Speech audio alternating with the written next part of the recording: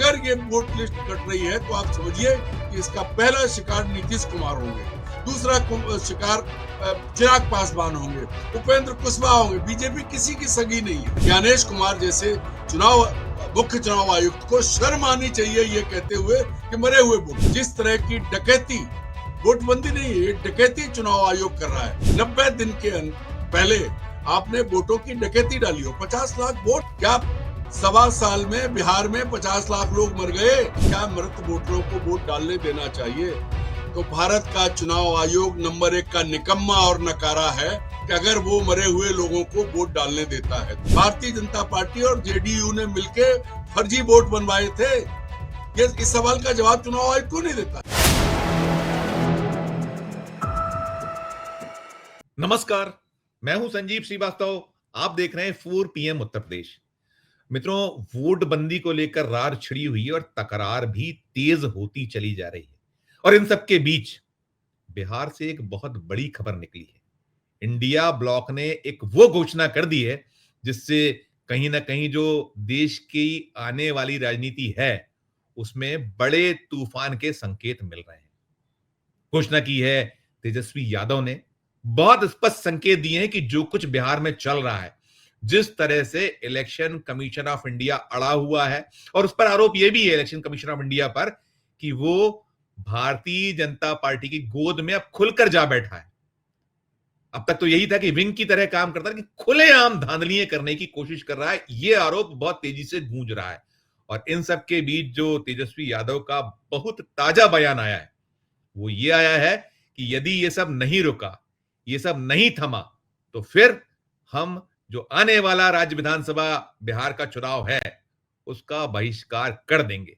और बहुत वक्त से यह बात हो रही है कि जब धांधलियों का दौर खत्म नहीं हो रहा है, जब इलेक्शन कमीशन ऑफ इंडिया बाज नहीं आ रहा है, सत्तारूढ़ दल जो केंद्र में है, भारतीय जनता पार्टी की अगुवाई वाली जो एनडीए की सरकार है, वो ना बीजेपी समझ रही है, ना उनके धड़े समझ रहे हैं, ना जो सरकार के जो मुखिया हैं वो बाज आ रहे हैं। तो ऐसे में कोई विकल्प नहीं है और इलेक्शन कमीशन ऑफ इंडिया से दो हाथ करने के लिए, या जो ये सरकार का जो रुख और रवैया है, जो सरकारी मशीनरी का दुरुपयोग है, इससे निपटने का एकमात्र उपाय है कि आप चुनाव में जाइए ही नहीं। तो ये जो बिहार है ये क्रांति का जनक रहा है। आप ध्यान करिए, 1975 से 1977 जब इमरजेंसी लगाई गई थी 1975 में, तो उसके बाद जो क्रांति हुई थी वो बिहार से ही हुई थी। सिंहासन खाली करो कि जनता आती है, वो जो नारे के साथ जयप्रकाश नारायण जी और फिर पूरा का पूरा देश में जो वो छिड़ा था आंदोलन, चली गई थी केंद्र में इंदिरा गांधी की सरकार, कांग्रेस की सरकार, और पलट गया था सब कुछ। तो कुछ वैसा होने की संभावनाएं हैं क्या? क्यों नहीं पढ़ पा रहा है इसे जो पूरा का पूरा एक राजनीतिक जो घटनाक्रम है, क्यों नहीं उसे केंद्र की सरकार पढ़ पा रही है? क्यों नहीं इलेक्शन कमीशन ऑफ इंडिया के समझ में आ रहा? और एक तो और भी हुआ है, जो मुख्य चुनाव आयुक्त है ज्ञानेश कुमार गुप्ता, उन्होंने नया ज्ञान दिया है। वो फरमा रहे हैं कि जो पारदर्शी चुनाव है, निष्पक्ष और जो कहीं एक साफ सुथरे चुनाव, उसके लिए बहुत जरूरी है कि जो वोटर लिस्ट है उसका शुद्धिकरण किया जाए। अब कैसा शुद्धिकरण हो रहा है आप देख रहे हैं। वो कह रहे हैं ज्ञानेश कुमार कि क्या मरे हुए जो वोटर्स हैं उनके रहते चुनाव करा लिए जाए? क्या इस जो वोटर लिस्ट है उसका शुद्धिकरण नहीं किया जाए? फर्जी जो वोटर्स हैं उनके रहते वोटिंग करा ली जाए, चुनाव करा लिए जाए। और वो ये भी मशवरा दे रहे हैं कि इस मसले पर राजनीति नहीं करना चाहिए। अब कौन बताए? देश जान रहा है कि राजनीति आखिर कर कौन रहा है। ठीक है, सरकार का तो काम है, दलों का तो काम है, जो सत्ता में बैठे हैं, चाहे वो भारतीय जनता पार्टी हो, उसके धड़े हो, जो एनडीए की केंद्र में सरकार है, या राज्यों में जो सरकारें हैं, और जितने दल हैं, उनका काम तो राजनीति करना ही है। और राजनीति के साथ साथ जो पूरा हमारा लोकतंत्र है वो टिका किस पर है? एक अदद वोट पर ही तो टिका हुआ है, जिसे लेकर कभी इलेक्शन कमीशन ऑफ इंडिया कहता था कि पहले मतदान फिर जलपान, कोई वोटर छूटने ना पाए। और आज तो ये हो रहा है, तेजस्वी यादव ने ये भी कहा है कि पहले वोटर सरकार चुनता था और आज सरकार वोटर चुन रही है। इससे बड़ी बात नहीं हो सकती। और अब बहिष्कार की घोषणा। तो जो पूरी स्थितियां हैं, पूरी परिस्थितियां हैं, इसी सबको समझने, बूझने, इसके क्या कुछ आने वाले वक्त में रिपरकेशंस होंगे, देश की राजनीति क्या कुछ करवट ले सकती है, क्या बिहार फिर एक दूसरी बड़ी क्रांति का जनक बनने जा रहा है, ऐसा कुछ निकल कर आ रहा है, संकेत मिल रहे हैं। तो इन्हीं सब मुद्दे, इसी सब मसलों को समझने, बात करने के लिए चलते हैं। एक बहुत बहुत खास मेहमान जुड़ गए हमारे साथ। खास मेहमान अरुण दीक्षित जी हैं, सीनियर जर्नलिस्ट हैं, और आप इन्हें देखते सुनते हैं, बेबाक राय, शानदार विश्लेषण और 4.5 दशकों का अनुभव। आप नवभारत टाइम्स जैसे समाचार पत्र में लंबे वक्त तक सेवारत रहे। आपने दिल्ली और उत्तर प्रदेश, मध्य प्रदेश और पूरे देश पर आपकी निगाह नजर रहती है। अरुण दीक्षित साहब, मैं वो बयान पढ़कर सुनाना चाहूंगा जो तेजस्वी यादव ने सबसे पहले निकल कर आया है। तेजस्वी यादव ने यह कहा है, उनका बयान है कि राज्य में मतदाता सूची पुनरीक्षण कार्य के कारण आगामी चुनाव के संभावित बहिष्कार का उन्होंने संकेत दिया है। और वो कहीं ना कहीं कह रहे हैं, उन्होंने जब उनसे पूछा गया एक न्यूज एजेंसी द्वारा, तो उन्होंने कहा कि इस पर भी चर्चा हो सकती है, हम देखेंगे कि जनता क्या चाहती है और सबकी क्या राय है। और वो कह रहे हैं कि जब सब कुछ पहले से ही बेईमानी से तय हो चुका है तो चुनाव कराने का क्या मतलब है। बहिष्कार के संजीव संकेत उस बिहार से संजीव आना, पहली प्रतिक्रिया आपकी। संजीव जी, मैं तेजस्वी यादव पर बात करने से पहले ज्ञानेश कुमार पर बात करना मैं चाहूंगा। ज्ञानेश कुमार का भी बयान पढ़ देता हूं। ज्ञानेश कुमार ने जो कहा है दर्शकों के लिए। जो आपने बयान पढ़ा कि वो ये जी, कह रहे हैं क्या फर्जी वोट, क्या पुराना। तो मेरा सवाल है कि जो 2024 का लोकसभा चुनाव हुआ था वो क्या फर्जी वोटों पर हुआ था? ज्ञानेश कुमार ये कहना चाहते हैं कि बीजेपी फर्जी वोटों के आधार पर केंद्र की सत्ता में आई है। ये ज्ञानेश कुमार, अगर 2024 की सूची जिसपे लोकसभा चुनाव हुआ है पूरे देश में, अगर उसके गहन पुनरीक्षण की जरूरत है तो इसका मतलब यह है कि नरेंद्र मोदी फर्जी वोटों के आधार पर प्रधानमंत्री चुने गए हैं, रिगिंग हुई है। ये चुनाव आयुक्त के बयान से साफ प्रतीत होता है। और दूसरी बात जो तेजस्वी यादव ने जो कही है, जो उनके संकेत हैं, मेरी आपसे बात करने से पहले बिहार के बुद्धिजीवियों में कम से कम 1 दर्जन लोगों से बात हुई जो जाति उससे ऊपर है। उनका कहना है कि यही एकमात्र उपाय है। जिस तरह की डकैती, वोटबंदी नहीं है, ये डकैती चुनाव आयोग कर रहा है, और जिस तरह राजनीतिक बयानबाजी चुनाव आयुक्त कर रहे हैं, मुख्य चुनाव आयुक्त का काम ये तय करना नहीं है कि कौन भारत का नागरिक है, कौन नहीं है।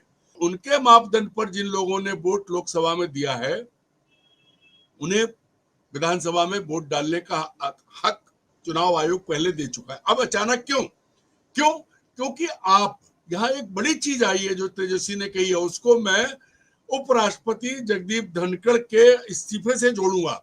मैं आपको वहां पहुंचाता हूं कि एक बड़ी चीज हुई है।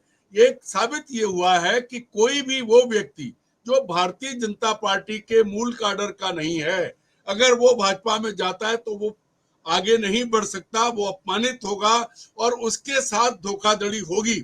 सतपाल मलिक के बाद जगदीप धनखड़ दूसरे उदाहरण है। जगदीप धनखड़ ने अभी मुंह नहीं खोला है।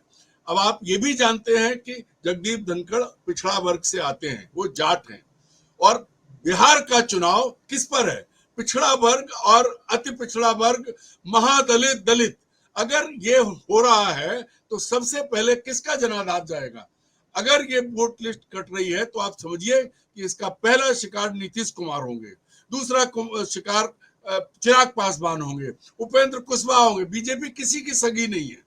ये आप पूरा ट्रैक रिकॉर्ड देख लीजिए, और यही चीज स्थापित कर रहे हैं ज्ञानेश कुमार जी, और ये इसको प्रमाणित किया है धनखड़ जी के इस्तीफे ने। कितने बेइज्जत होके वो गए, उनका क्या कसूर था? वो बोले कुछ नहीं है, इतने बीमार नहीं थे वो। लेकिन मूल बात है कि बीजेपी में बाहर से गया आदमी पच नहीं पाता है। और फिर वो कौन दो बड़े नेता, दोनों पिछड़े हैं।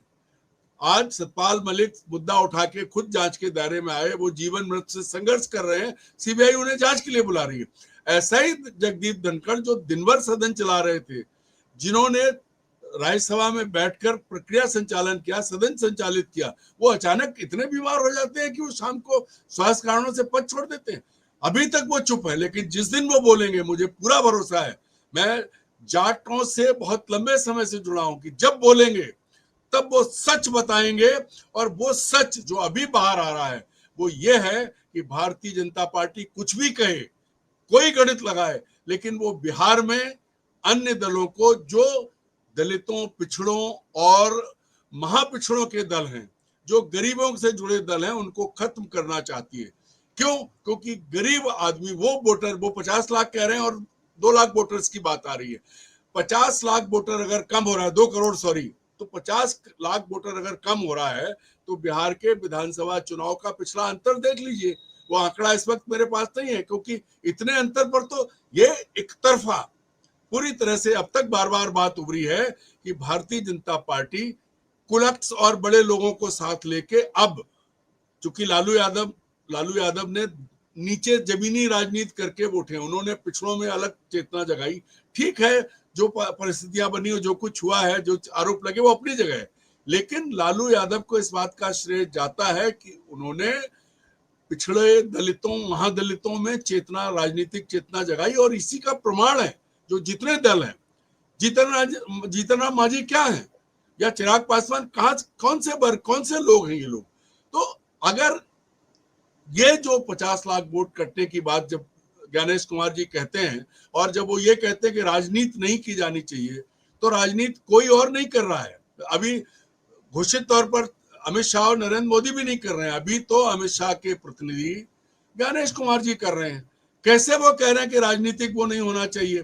भाई, जिस वोटर लिस्ट पे आपने लोकसभा चुनाव कराया, साल, सवा साल, 1.5 साल में ये क्या हो गया आपको अभी तो, कि आप जो है उस पर, अभी तो ज्यादा समय नहीं हुआ, सवा साल हुआ है, कि आप उसको अमूलचूल 50 लाख लोगों को बाहर कर रहे हैं। क्यों? इसका जवाब क्यों नहीं देते वो? और अगर विदेशी वोटर हैं, मैं बीच में टोक रहा हूं जी संजय जी, एक बात, अगर विदेशी वोटर हैं तो उसके लिए कौन जिम्मेदार है? उसके लिए नरेंद्र मोदी जिम्मेदार है, अमित शाह जिम्मेदार है, 11 साल से चल रही केंद्र की सरकार जिम्मेदार है। अगर ये विदेशी वोटर्स के नाम नहीं कटवा पाए तो फिर किसके लिए बैठे हैं सरकार में? बिल्कुल नहीं अरुण जी, आपने कहा जो 700 पेज का हलफनामा जो जवाब प्रस्तुत हुआ है सुप्रीम कोर्ट में, उसी को लेकर तेजस्वी यादव ने यह कहा है कि उसमें एक लाइन नहीं है जो आप विदेशी वोटरों की बात कर रहे हैं, ना रोहिंग्या है, ना बांग्लादेशी है, कोई एक लाइन जिक्र नहीं है। और उसको कैसे जो गोदी मीडिया ने एक नैरेटिव सेट करने के लिए क्या क्या नहीं चलाया बड़ी संख्या में।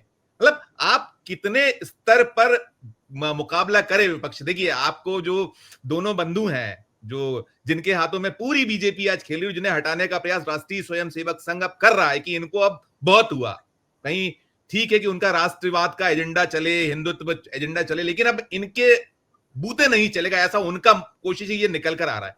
Second one, election commission of India जो ये मशविरा दे रहा है कि इस पर राजनीति ना करें। मैं आपको बताऊं, वो जो बयान एग्जैक्ट है उसमें चाहूंगा दर्शक सुन लें, जो कहा है भारत के मुख्य निर्वाचन आयुक्त ज्ञानेश कुमार गुप्ता साहब का जो ज्ञान है, उसमें वो कह रहे हैं मृत वोटर को वोटर लिस्ट से हटाना क्या गलत है, ये कह रहे हैं। फिर वो कह रहे हैं क्या फर्जी मतदान होना चाहिए, 2, और वो कह रहे हैं कि ये राजनीतिक विचारधारा से परे हटकर इस पर मंथन होना चाहिए। वो आदमी राजनीतिक विचारधारा से हटकर बात कर रहा है जिसने इसी मसले पर, ये जब ये वोट बंदी को लेकर वो दल गया था माननीय सिंघवी जी के नेतृत्व, आपने उनको घुसने नहीं दिया था, जो स्टेक होल्डर है उसका, और आप ऐसी बातें करते हैं। तो इस ऐसी स्थिति में जी, मैं इन तीनों सवाल जो उन्होंने मुद्दे उठाए हैं, इसका मतलब पहले सवाल पे कि क्या मृत वोटरों को वोट डालने देना चाहिए, तो भारत का चुनाव आयोग नंबर 1 का निकम्मा और नकारा है कि अगर वो मरे हुए लोगों को वोट डालने देता है, तो अगर वो निष्पक्ष चुनाव नहीं कर पा रहा है और स्वर्ग से उतर के लोग वोट डालने आ रहे हैं, तो ऐसे चुनाव आयोग पर तत्काल ताला लगा देना चाहिए। और ज्ञानेश कुमार जैसे मुख्य चुनाव आयुक्त को शर्म आनी चाहिए ये कहते हुए कि मरे हुए वोट आप क्यों हैं? अगर मरा हुआ आपने इतना बड़ा, जब उसके लिए आपको गहन पुनरीक्षण करना है, मरने वाले की सूची तो आपका बीएलओ बता देता, और वहां बैठे लोग, अगर कोई मरे हुए के नाम पे वोट डालने आएगा तो क्या पकड़ा नहीं जाएगा? दूसरी चीज जो वो कह रहे हैं, जो सबसे बड़ी बात है कि आप बताना क्या चाहते हो, आप साबित क्या करना चाहते हो? भाई, वोटर लिस्ट आपने तैयार की है, वोटर लिस्ट आपके द्वारा है। राजनीति अगर चुनाव के पहले, उसी वक्त लोकसभा चुनाव में ये मुद्दा उठा था, उसी वक्त लाते आप नहीं लाए, अब आप ज्ञान दे रहे हैं। चुनाव आयोग का काम निष्पक्ष चुनाव कराना है, चुनाव आयोग का काम स्पष्ट वोटर लिस्ट तैयार करना है, लेकिन कर कौन रहा है ये काम, किसके जरिए हो रहा है और क्या नहीं देखा अभी? गहन पुनरीक्षण के दौरान भी जितना फर्जीफिकेशन हुआ है, चुनाव आयोग की तरफ से ये था कि एक सर्टिफिकेट, एक कागज हर आदमी को मिलेगा कि उसका वेरिफिकेशन हुआ है, ज्यादातर नहीं दिया गया उनको। तो भाई आप ये कैसे कह रहे हो कि मरे हुए लोग वोट डालेंगे? ये आप क्या करोगे फिर? कौन चुनाव कराता है? चुनाव जब होता है तो राज्य की पूरी प्रशासनिक मशीनरी चुनाव आयोग के अधीन होती है। उसके लिए कौन जिम्मेदार है? कौन करेगा? अगर आप इतने सक्षम नहीं हैं तो माननीय ज्ञानेश कुमार जी इस्तीफा दीजिए और घर जाइए। आपके बूते नहीं है, क्योंकि आप एक एजेंडा लेके आए हैं। बातें आप बड़ी अच्छी कर रहे हैं। इससे पहले आपने कहा था कि एक भी गैर भारतीय वोट नहीं डाल पाएगा। वो कहां चला गया अब आपका बयान? अब आप मरों पे आ गए, गैर भारतीय भूल गए। तो आप पॉलिटिकल स्टेटमेंट लगातार दे रहे हैं। ये शर्मनाक है एक अधिकारी के लिए, जिसके ऊपर इस लोकतंत्र की पवित्रता को बनाए रखने की जिम्मेदारी है। ये केंद्रीय चुनाव आयोग ही है जो इस देश की सैंक्टिटी बरकरार रखता है, क्योंकि माना जाता था कि देश में निष्पक्ष चुनाव कराने का काम चुनाव आयोग करता है। और टीएन शेषन साहब जो मापदंड स्थापित कर गए हैं, उनको रसातल में पहुंचाया है विजय कुमार ने और ज्ञानेश कुमार ने। दोनों लोगों ने राजीव कुमार ने और ज्ञानेश कुमार ने। अब तीसरी बात जो वो कह रहे हैं राजनीतिक, तो भाई आप एक दल के प्रतिनिधि के तौर पर बातें कर रहे हो। तो जो दल जिनका अस्तित्व दांव पर है वो राजनीति भी नहीं करें, वो तो राजनीति करने के लिए है। ये काम आपका नहीं था। चुनाव आयुक्त का काम राजनीति करना नहीं था। आप राजनीति कर रहे हैं। वो तो दल राजनीति करने के लिए ही बने, उनका काम राजनीति करना है। अगर वो राजनीति नहीं करेंगे तो क्या ढोल बजाएंगे? अगर वो अपनी बात नहीं कहेंगे तो क्या करेंगे? आप कर रहे हो राजनीति, और ये राजनीति बहुत खतरनाक है इस देश के लोकतंत्र के लिए, इस देश की आत्मा के लिए। भाई जिनके वोट हैं, आपने 1.25 साल पहले वही वोट थे, अगर मर गए तो आदमी कैसे वोट डालने आएगा? बताइए आप, क्या संभव है कि मरा हुआ आदमी वोट डालने आए? उसकी जगह अगर फर्जी वोट पड़ता है तो फिर चुनाव आयोग क्या कर रहा है? बिल्कुल बिल्कुल लॉजिकल है, लॉजिकल है। अरुण जी एक चीज और भी है, देखिए आपने कहा वो बड़ी बड़ी बातें कर रहे हैं, बहुत ज्ञान पेश कर रहे हैं। राहुल गांधी ने कल क्या कहा है कि महाराष्ट्र की वोटर लिस्ट मांगे हुए पूरा 1.5 साल से के लगभग हो रहा है, आप वोटर लिस्ट देना नहीं चाहते, वीडियोग्राफी आपने बैन कर दी। ये आपका क्या निष्पक्षता है? आपका क्या पारदर्शिता है? और आप बातें ये कर रहे हो बड़ी बड़ी। एक टिप्पणी संजीव जी, जो वही कह रहा हूं कि आप और हम उस प्रेस कॉन्फ्रेंस में थे जब विधानसभा चुनाव के इस वक्त 23 में राजीव कुमार जी आए थे। उन्होंने एक लेटर भेजा था, पहले भी मैंने ये बात कही थी, जिसमें लिखा था कोई भी अधिकारी कर्मचारी जो एक्सटेंशन पे है या रीएम्प्लॉयमेंट पे है वो चुनाव में शामिल, चुनाव प्रक्रिया में नहीं होगा। जब उनसे ये सवाल पूछा कि इस राज्य का चीफ सेक्रेटरी एक्सटेंशन पे है, तो उठ के चले गए, जवाब नहीं दिया। चुनाव आयुक्त पिछले 2-3 चुनाव आयुक्त इतना उन्होंने अपने आप को गिरा लिया है कि आज हम लोग उन पर चर्चा कर रहे हैं। वरना ये होता था कि चुनाव आयुक्तों के लिए हम लोग उनका यशोगान करते हैं कि उन्होंने कितनी सख्त व्यवस्था बनाई है, और ऐसा नहीं कि नहीं हो सकता। टीएन शेषन भी हाड़ मास के आदमी थे, वो भी इसी देश के एक नागरिक थे, और ज्ञानेश कुमार जी हैं। इतने सालों में क्या इतना पतन हो गया कि चुनाव आयुक्त, मुख्य चुनाव आयुक्त किसी दल के प्रवक्ता के तौर पे काम करे? वो उनको राजनीति दिख रही, राजनीति की बात तो वो खुद कर रहे हैं। अगर वो राजनीतिक दलों से ये कह रहे हैं कि राजनीतिक बात मत करिए, तो राजनीतिक दल क्या करेंगे? राजनीतिक दल, ये काम तो आपने किया है। चुनाव से पहले वोटों की डकैती, अब जुलाई खत्म हो रहा है, अगस्त सितंबर अक्टूबर 3 महीने 90 दिन के पहले आपने वोटों की डकैती डाली हो। 50 लाख वोट, क्या 1.25 साल में बिहार में 50 लाख लोग मर गए, या 50 लाख लोग माइग्रेट कर गए, या इससे पहले तब भी नीतीश कुमार की सरकार थी, भारतीय जनता पार्टी और जेडीयू ने मिलकर फर्जी वोट बनवाए थे? ये इस सवाल का जवाब चुनाव आयोग क्यों नहीं देता? इसलिए जिम्मेदारी पूरी चुनाव आयोग की है। मुख्य चुनाव आयुक्त या तो बहुत भोले बन रहे हैं, या अपने से पहले राजीव कुमार को वो कटघरे में खड़ा कर रहे हैं। अगर गलती थी तो आज फिर राजीव कुमार के खिलाफ मुकदमा दर्ज होना चाहिए, पूरे 3 के तीनों चुनाव आयुक्तों के खिलाफ मुकदमा दर्ज होना चाहिए। क्यों? क्योंकि उन्होंने देश की जनता को गुमराह करके अवैध वोटरों के जरिए वोट डलवाए, तब बीजेपी की सरकार बनी है। ये सरकार बर्खास्त होनी चाहिए फिर तो। बिल्कुल, बहुत गंभीर बात, बहुत अच्छी आपने एक ये रेस किया है, ये निश्चित तौर पर विपक्ष को और कर रहे हैं, ये बातें हो रही। मैं एक और बात करूंगा अरुण जी, मैंने जैसे ओपनिंग रिमार्क में अपने कहा कि ये वही बिहार है जो 1975 से 1977 के बीच एक क्रांति का एक वहां से धुआं उठा था और फिर वो चिंगारी और फिर वो बहुत बड़ी आग में तब्दील हुआ था और उसमें सत्ता जो थी केंद्र की, इंदिरा जी की सत्ता चली गई थी और यही स्टेक होल्डर्स थे, ये लाभार्थी थे जनता पार्टी। ये तो भूल चुके हैं अपनी जगह, ठीक है, भूल गए, इनको कोई चिंता नहीं, क्योंकि इन्हें कहीं है कि हमारे पास तो वो मैंने कल भी कहा था, मैं फिर दोहराता हूं, कल वो दृश्य आप नहीं थे उसमें हमारी चर्चा में, कि वो कहता है अमिताभ बच्चन दीवार फिल्म में कि मेरे पास बंगला है, गाड़ी है, धन दौलत है, तो वो कहती मेरे पास माँ है। तो इनके पास तो इलेक्शन जो चीफ इलेक्शन कमिश्नर है, चुनाव आयोग है बीजेपी के पास, तो इनको भूल जाना ठीक है। लेकिन जो उस दौर के क्रांति में शामिल लोग हैं, नीतीश कुमार, चलिए नीतीश कुमार की पारी समाप्त हो रही है, अब वो ना उनकी वो बार बार आता है स्वस्थ, उनका स्वास्थ्य ठीक नहीं है, अब अपना कई बार वो ये था कि विवेक भी उनका पूरी तरह से कहीं काम नहीं कर रहा है। ऐसे में उनका अपना दल तेजस्वी ये जो पूरा का पूरा उठा रहे हैं, लेकिन रामविलास पासवान के सुपुत्र जो उस समय में उस मशाल को उठाने वाले थे, पासवान जी ने भी बहुत विरोध किए थे हर चीज के, तो क्या कर रहे हैं चिराग पासवान, कहां है जीतन राम मांझी का जमीर, क्यों नहीं जागृत हो रहा है? इस पर एक प्रतिक्रिया। देखिए, जो आपने कहा सिंहासन खाली करो जनता आती है, ये नारा था जयप्रकाश नारायण जी के नेतृत्व में बिहार से जो क्रांति शुरू हुई, उसका परिणाम सबने देखा था। मैं एक बात कहता हूं, नरेंद्र मोदी देश के प्रधानमंत्री हैं, उनका दुनिया भर में उनका डंका बजता है, माननीय हैं देश के। डंका बजता है, कोर्ट में कर दीजिए, कोर्ट में माफी चाहूंगा। वही कह रहा हूं, मैंने वो हाथ नीचे रह गए थे।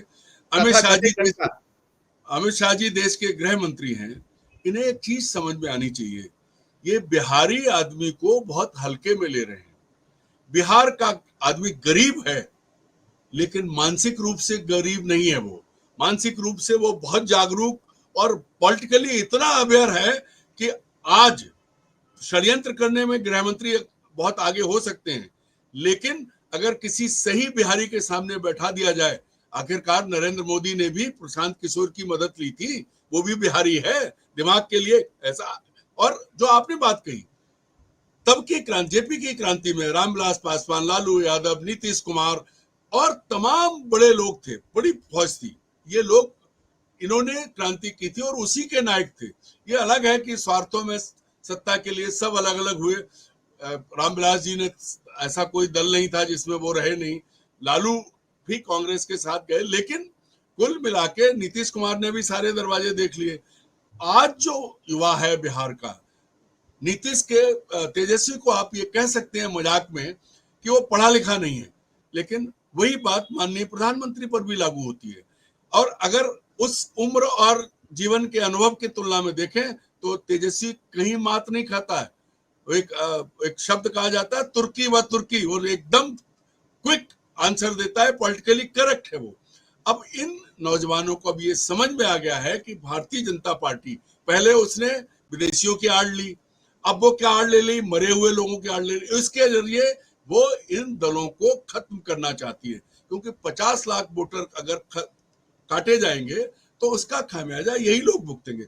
और वोट कौन से कट रहे हैं? अगर मान लीजिए पूरे देश में बिहार के लोग फैले हुए हैं, वो कैसे पहुंचे अपने आप को साबित करने के लिए, कहां पहुंचे, और पहुंच भी जाएं तो आपने पारदर्शी प्रक्रिया नहीं अपनाई है। पारदर्शी प्रक्रिया अपनाई होती तो बिहार में ये चीजें नहीं होती।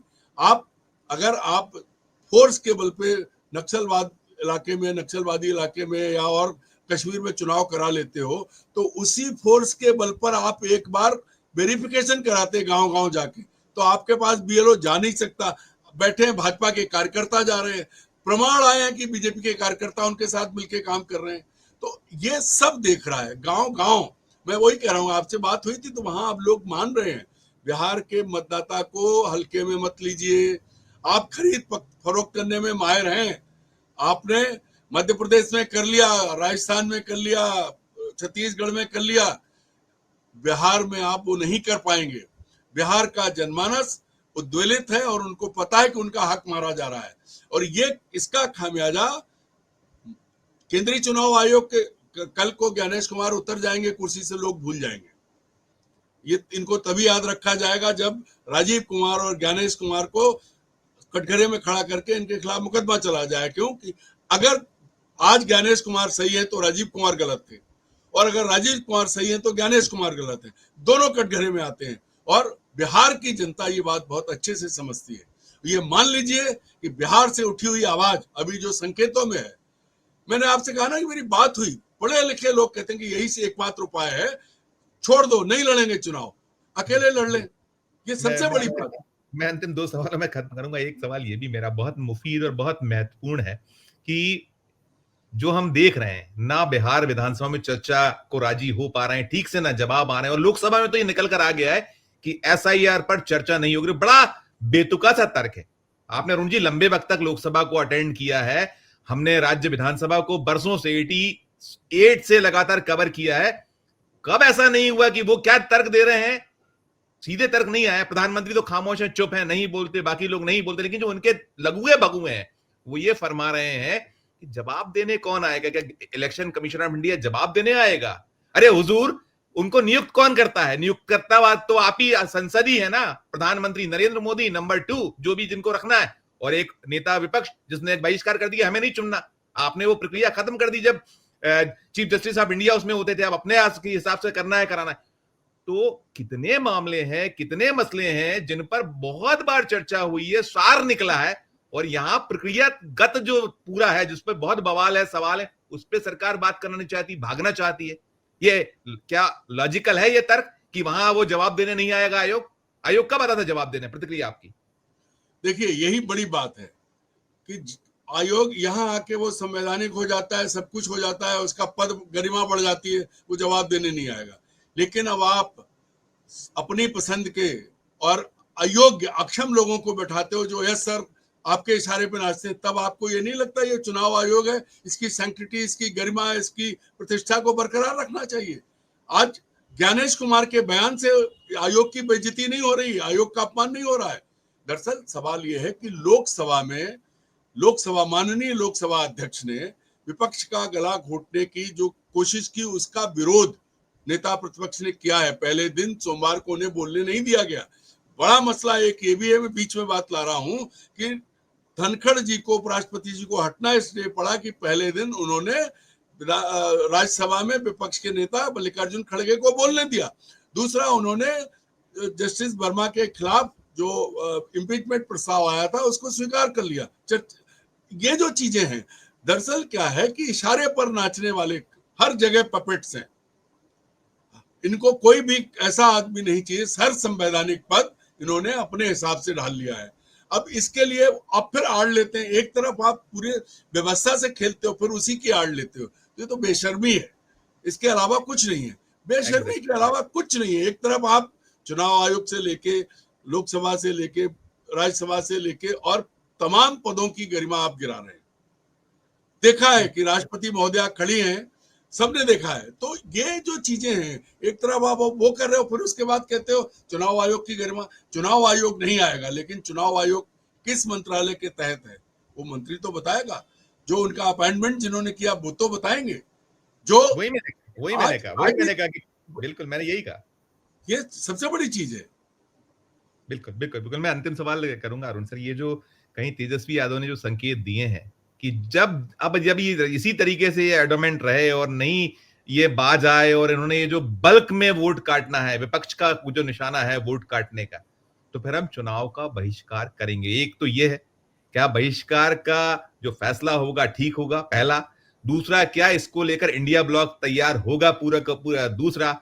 और तीसरा इसमें सबसे बड़ा ये होगा कि जो कहा था मनोज झा ने कि पढ़ ले वो इबारत जो लिख दी गई है उस दीवार पर बिहार की, जो क्रांति का जनक है, तो फिर क्या आप वहां संभावनाएं देख रहे हैं? तीनों पे छोटे छोटे जवाब, वक्त बहुत कम है, मेरे पास 2 मिनट है, आप करिएगा। मनोज झा ने जो कहा है एकदम सही कहा है। मैं आपसे वही कह रहा था कि राजनीतिक परिपक्वता बिहार के अनपढ़ आदमी में भी इनसे ज्यादा है। दूसरी बड़ी चीज जो बात आ रही है कि विपक्ष, इंडिया ब्लॉक, वहां बड़ा कौन है? वहां बड़े हैं लालू यादव, बड़ा है राष्ट्रीय जनता दल। उसके बाद जो दल खत्म होने को आ रहे हैं, इसके बाद 50 लाख वोटरों के बाद सब कई दलों का तो नामो निशान मिट जाएगा। तो उनको जब अस्तित्व की लड़ाई लड़नी होगी तो वो अपने आप, और फिर मैंने कहा आपसे कि मैं बीच में टूटता हूं, मैं पुनः क्षमा। जेडीयू के सांसद ने कह दिया कि बेतुका निर्णय है। जेडीयू के सांसद देखिए और भी ये लोगों ने इसका विरोध किया है, कई लोगों ने जनता दल यू के जो नीतीश कुमार का दल है वो भी मान रहे हैं, लेकिन नीतीश कुमार नहीं मान रहे हैं, नहीं जान रहे हैं।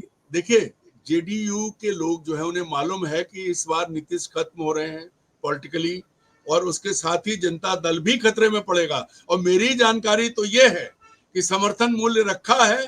कल अगले 1-2 महीने में विधानसभा चुनाव से पहले जनता दल के सांसद, जनता दल यू जेडीयू के सांसद जो है वो कमल का फूल पहन के आपको नजर आ सकते हैं।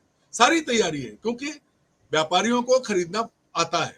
पर बिहार की गरीब जनता जो अपनी मेहनत की कमाई से कश्मीर से कन्याकुमारी तक काम करती है, आपको लद्दाख में जाइए तो पंक्चर बनाने वाला बिहार का है, पूर्वोत्तर में जाइए, गुजरात में जाइए, कहीं भी अगर कोई दुर्घटना होती तो शहीद होता है बिहार का वर्कर। तो वो राजनीतिक रूप से बहुत परिपक्व है और उन्हें दिख रहा है।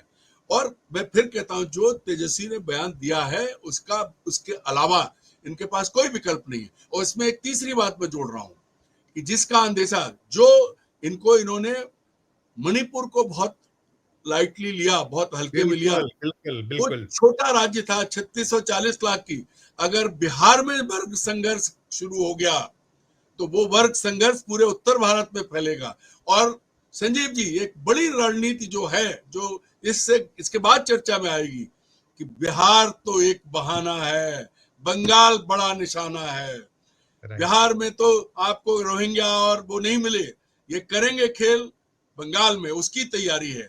तो फिर बंगाल की क्रांति, बंगाल की सोच और बिहार की ताकत, अगर ये शुरू हो गया तो फिर झोला उठाना पड़ेगा बॉस, देश नहीं चलेगा, राइट बहुत सर, राइट मुश्किल सर। होगी।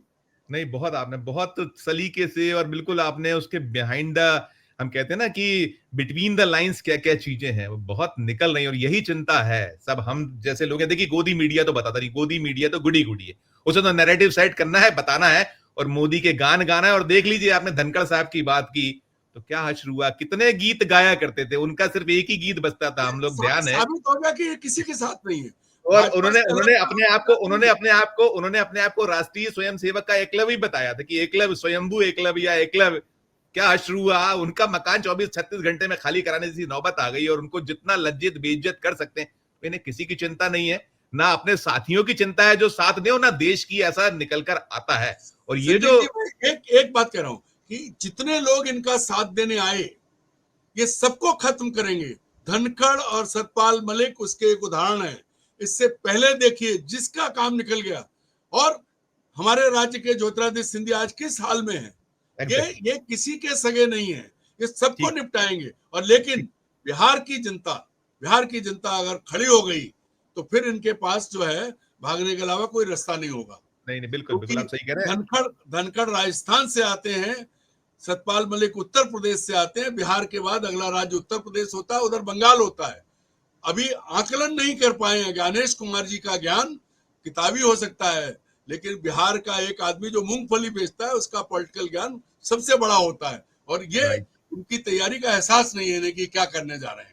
Right sir, right sir. Arun sir, बहुत अच्छी और शानदार चर्चा के लिए आपका बहुत बहुत धन्यवाद, बहुत बहुत आभार, आपने मेरा वक्त दिया, शुक्रिया सर। तो मित्रों, आपने पूरी की पूरी चर्चा सुनी। चर्चा का सार यही है कि ना तो केंद्र की सरकार, नरेंद्र मोदी जी, अमित शाह साहब समझ पा रहे हैं और ना उनका कुनबा समझ पा रहा है, लेकिन बिहार को बहुत अंडर एस्टिमेट किया जा रहा है। ये अरुण दीक्षित जी की राय है, मशविरा है, उनका विश्लेषण है और सचमुच है। ये बिहार को, ठीक है, वहां गरीबी है, वहां शिक्षा का अभाव है, लेकिन जो वहां का वोटर है, भले ही वो बिना पढ़ा लिखा हो, उसने नहीं शिक्षा दीक्षा ग्रहण की हो, लेकिन बहुत जागरूक है। और क्रांति 1975 के बाद वाली भूल जाना, ये भूल होगी। और इसके पहले मैंने अभी पूछा था अरुण दीक्षित जी से कि अरुण सर, वो जो कहा है राष्ट्रीय जनता दल के राज्यसभा के सदस्य मनोज झा जी ने कि पढ़ लें इबारत, लेकिन मुझे लगता है वो इबारत पढ़ी नहीं जा रही है। अरुण दीक्षित जी ने भी कहा है और साफ निकलता है कि ये मसला, ये मामला, ठीक है कि बिहार के जरिए बंगाल पर निशाने की एक कोशिश होने वाली है, जो अरुण जी ने कहा, लेकिन ना तो बिहार और ना ही बंगाल, गुजरात नहीं है, मध्य प्रदेश नहीं है, राजस्थान नहीं है, छत्तीसगढ़ नहीं है। ये जो यदि यहां कहीं कुछ चिंगारी उठती है और चिंगारी फिर जब आगे वो विकराल रूप लेती है, तो फिर क्या क्या होता है, इसको देश ने कई मर्तबा देखा है। हम आजादी की लड़ाई लड़े थे तब से लेकर और बहुत बार निकल कर आया। तो कुल मिलाकर ये साफ है कि कहीं जो है अपने ही पाले में गोल मारा जा रहा है। और ये जो कंधे पर बंदूक रखी गई है इलेक्शन कमीशन ऑफ इंडिया के, और बड़ी एक मुद्दे की बात, बहुत एक स्पष्ट बात करी है अरुण दीक्षित जी ने कि या तो राजीव कुमार गलत थे, यदि ये वोटर लिस्ट गलत है तो जैसा ज्ञानेश कुमार कह रहे हैं, तो फिर राजीव कुमार के खिलाफ मुकदमा कायम कीजिए, और नहीं तो फिर ज्ञानेश कुमार गलत है। तो जो कुछ आपकी राय हो पूरी चर्चा को सुनने के बाद, कौन गलत है कौन सही है, और ये जो तेजस्वी यादव का जो कहीं एक बयान है जो संकेत दे रहा है कि चुनाव का बहिष्कार, तो क्या ये सही है? सब पर अपनी राय प्रकट कीजिएगा, और पूरी चर्चा अच्छी लगे तो हमारे चैनल को लाइक कीजिएगा, सब्सक्राइब कीजिएगा, ज्वाइन का बटन दबाइएगा तो और हमारी हौसला अफजाई होगी। प्यार और स्नेह बना रखिए और देखते रहिए 4 PM उत्तर प्रदेश। धन्यवाद, नमस्कार।